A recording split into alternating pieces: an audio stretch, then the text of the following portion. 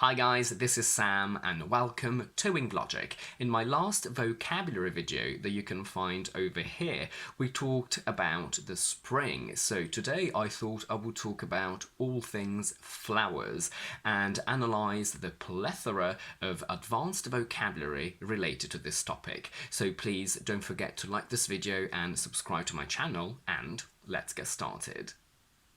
In order to dispel any doubts, let's start from pronunciation. As weird as a lot of people tend to find this, these two words are pronounced exactly the same. Flower. We only understand from the context what we're talking about. We will go through the following words fairly quickly so we can get to the juicy parts as fast as we can. A flower bed is an area where flowers are grown. A bunch of flowers is just some flowers put together. A bouquet is a bunch of flowers put together nicely, usually for weddings. A flower arrangement, again, is a bunch of flowers put together in a nice way, usually for decorations, and I wouldn't use this instead of the word bouquet because bouquet is specifically related to weddings. A wallflower is an informal term that describes somebody who is shy and who doesn't really take part in social events, and when they do it, they usually don't actively participate, so they don't dance or sing, depending on the event. A flower girl is a girl that carries flowers at a wedding, and flower power is the creed that hippies lived by in the 60s and 70s, whereby love and peace are the most important elements in the world as opposed to the war. And from this term we get flower child, which means somebody who believes in flower power. Soldiers killed in the flower of their youth means that these soldiers are killed at the best time in the best part of their youth, of their life. If a plant is in a flower or in bloom, it means the flowers grow on it, and to come into flower means to start that process of having flowers. You pick flowers, you grow flowers. Flowers grow, they don't grow up, because grow up is only used for humans. A bud is a tightly closed flower which then needs to open. The bulbs I planted should flower soon means that they should produce flowers soon. And his talent flowered or flourished when he started training means that his talent developed, became stronger and better. Bloom is another word for flower. If a garden or plant is in full bloom, it means that all the flowers are open. Bloom also means the healthy, happy look that you have when you're young. A plant blooms when it produces flowers that are fully open. Flowers bloom when they themselves are fully open, and when women are pregnant, for example, we say that they have a glow. They look healthier, they look happier, they look more attractive. So we can say that she was blooming or blossoming when I saw her. So maybe she was pregnant because she was giving off this vibe, this aura about her. A blossom is a flower on a tree or bush, and I can say that when trees are in blossom, they look stunning, which means that they are covered in open flowers. A tree blossoms when it produces flowers, and if I say that he really blossomed during the summer, it means that he developed as a person, he became happier, more successful. Our friendship blossomed means that it became stronger, and she blossomed into a strong and independent woman means that she transformed into a strong woman. We're now going to have a look at the words stem and stalk, and as you can see in the picture, there is a botanical difference between these two, but in normal spoken English we use them as synonyms to indicate the stick that sustains a flower.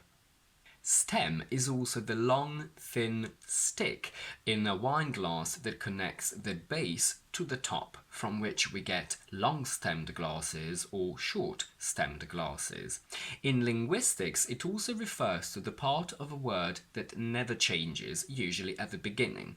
So if we take the word live, L-I-V is the stem because it never changes, then we can add E, we can add ing, we can add ed.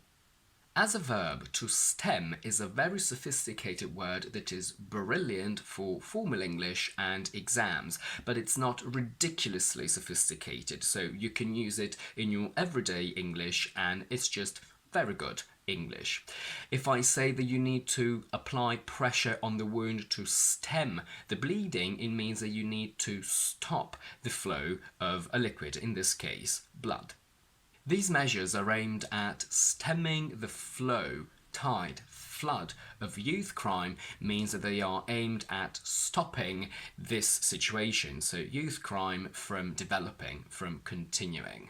My abandonment issues stem from the fact that my dad left when I was a child means that my abandonment issues originate and develop from that fact as a result of it. Although in normal spoken English we use stem and stalk basically interchangeably, when we talk about celery, for example, we don't say stem, but we say celery stalks. A stalk is also some kind of long, thin object, for example, the one that supports the eyes of a snail. And with that idea in mind, if I say that someone's eyes are out on stalks, it's a British informal way to say that someone looks very shocked and surprised.